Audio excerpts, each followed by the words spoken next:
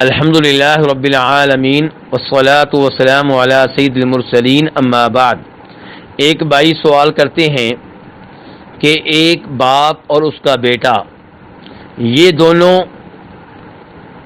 ایک ہی گھر میں رہتے ہیں، لیکن ایک کا گھر اوپر ہے اور ایک کا گھر نیچے ہے۔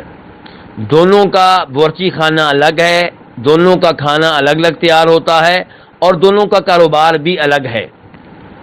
تو اگر قربانی کے موقع پہ وہ ایک ہی جانور ذبح کریں، ایک ہی بکرا ذبح کریں، تو کیا یہ ایک بکرا ان کی طرف سے کفایت کر جائے گا؟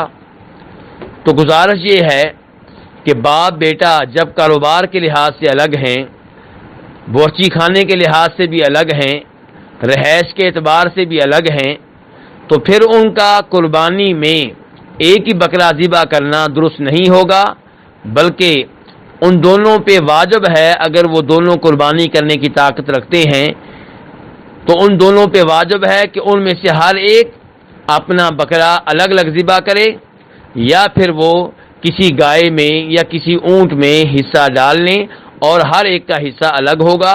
واللہ تعالی اعلم۔